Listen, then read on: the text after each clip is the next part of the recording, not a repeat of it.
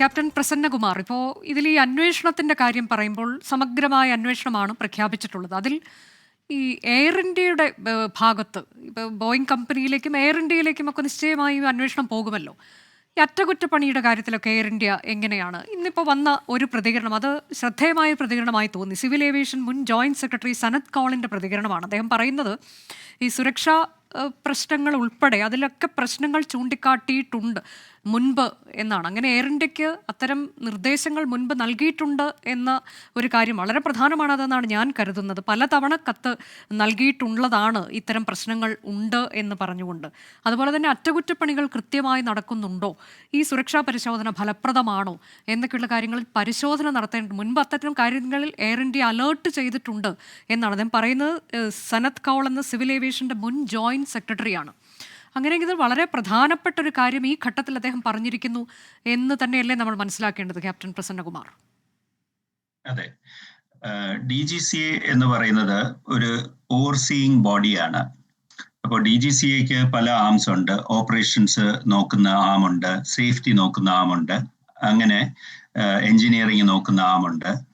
അപ്പോൾ DGCA oversee ചെയ്യുന്നെന്ന് പറഞ്ഞു കഴിഞ്ഞാൽ, ഒന്ന് അവർ പറഞ്ഞിരിക്കുന്ന സ്റ്റാൻഡേർഡ്സ് ഇൻ ഓപ്പറേഷൻ, അതായത് റൂൾസ് ആൻഡ് റെഗുലേഷൻസും. For example, civil aviation requirements എന്ന് പറഞ്ഞ് പെർമനന്റ് നേച്ചറുള്ള കുറെ റൂൾസ് ഉണ്ട്. എയർക്രാഫ്റ്റ് റൂൾസ് എന്ന് പറഞ്ഞാൽ അതിനേക്കാളും പെർമനൻസി ഉള്ള കുറെ റൂൾസ് ഉണ്ട്. അത് ഫ്രം ടൈം ടു ടൈം ചില നോട്ടീസസ്, സർക്കുലേഴ്സ് കൊടുക്കും. ഏവിയേഷൻ സേഫ്റ്റി സർക്കുലേഴ്സ്, അല്ലെങ്കിൽ മെയിൻ്റനൻസ് സർക്കുലർ, ഓപ്പറേഷൻ സർക്കുലർ എന്നൊക്കെ പറഞ്ഞ് ടെമ്പററി നേച്ചറുള്ള വേറെ കുറെ റെഗുലേഷൻസ് ഉണ്ട്. അപ്പൊ ഈ റെഗുലേഷൻസ് എല്ലാം നമ്മൾ പാലിക്കുന്നുണ്ടോ എന്ന് പല രീതിയിലാണ് അവര് തിട്ടപ്പെടുത്തുന്നത്. ഒന്ന്, as A result of accident investigation, അതായത് ഇതുപോലെ എന്തെങ്കിലും സംഭവങ്ങൾ നടക്കുമ്പോൾ അതിലേക്ക് ഊഴ്ന്നിറങ്ങി അവര് ചെക്ക് ചെയ്യുമ്പോൾ ഡിസ്കവർ ചെയ്യുന്ന കാര്യങ്ങൾ. അതല്ലാതെ പ്രിവെന്റീവായിട്ടും റുട്ടീനായിട്ടും ഓഡിറ്റ്സ് ഉണ്ട്.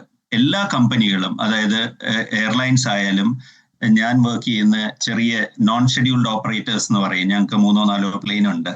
അപ്പോൾ അത് പബ്ലിക് ക്യാരേജിന് വേണ്ടി ഉപയോഗിക്കുന്നു, പ്രൈവറ്റ് യൂസിന് വേണ്ടി ഉപയോഗിക്കുന്നു, രണ്ടും ചെയ്യുന്നുണ്ട്. അപ്പോൾ അങ്ങനെയുള്ള കമ്പനികൾക്കും ഏതൊക്കെ റൂൾസ് ഫോളോ ചെയ്യണം, ഏതൊക്കെ ഇളവുണ്ട് എന്നെല്ലാം സിവിയറിറ്റിയും സീരിയസ്നെസ്സും അനുസരിച്ച് അവർ ഡിറ്റർമിൻ ചെയ്തിട്ടുണ്ട്. അപ്പോൾ ഓരോ കൊല്ലവും, ചില കൊല്ലങ്ങളിൽ 2 പ്രാവശ്യവും, ചില ഓഡിറ്റ്സ് 2 കൊല്ലത്തിലൊരിക്കലും, അങ്ങനെ അവർ ഡിസൈഡ് ചെയ്തിട്ടുണ്ട് പീരിയോഡിസിറ്റി. അതനുസരിച്ച് അവർ വന്ന് ഓഡിറ്റ് ചെയ്യാറുണ്ട്. പിന്നെ ഇതല്ലാതെ സേഫ്റ്റി ഓഡിറ്റ്സ്, അതായത് പ്യൂർലി ഡയറക്റ്റഡ് അറ്റ് സേഫ്റ്റി.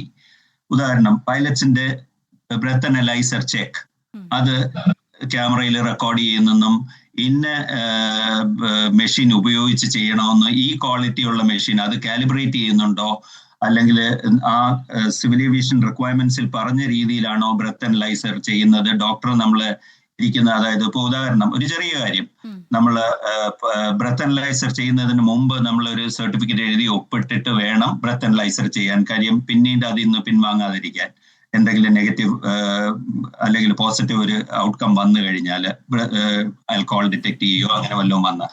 അപ്പൊ അങ്ങനെയൊക്കെയുള്ള ചെറിയ ചെറിയ കാര്യങ്ങൾ പോലും അവർ ഓഡിറ്റിൽ ചെയ്യാറുണ്ട്.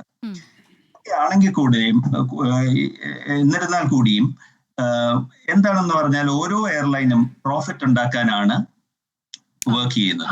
അപ്പോൾ പ്രോഫിറ്റ് ഡ്രിവൺ ആണ് എയർലൈൻ ഓപ്പറേഷൻ എന്ന് പ്രൈമറിലി പറയാം. As far as the management is concerned, they are driven by profit.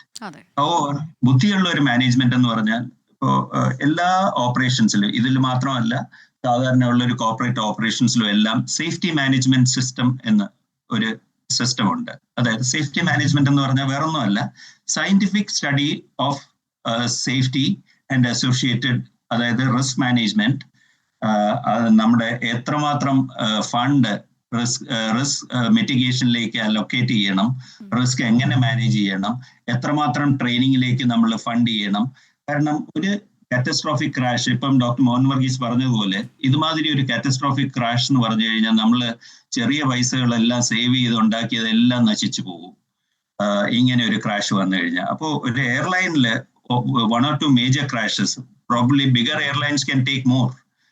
അങ്ങനെ പക്ഷേ അവരുണ്ടാക്കിയ പ്രോഫിറ്റ്സ് എല്ലാം വൈപ്പ് ഔട്ട് ചെയ്യാൻ ഇങ്ങനെ 1-2 ക്രാഷും മതി. അപ്പോ നമ്മൾ സേഫ്റ്റിയിൽ ഇൻവെസ്റ്റ് ചെയ്യാത്ത പൈസയെല്ലാം ഇങ്ങനെ പണ്ടൊക്കെ പറയില്ലേ, എന്താണ് വൈദ്യന് കൊടുക്കേണ്ടി വരുമെന്ന്, ഏതോ ഗുരുവിന് കൊടുക്കാത്ത പൈസ വൈദ്യന് കൊടുക്കണം. അതുപോലെയാണ് ഈ കേസ്.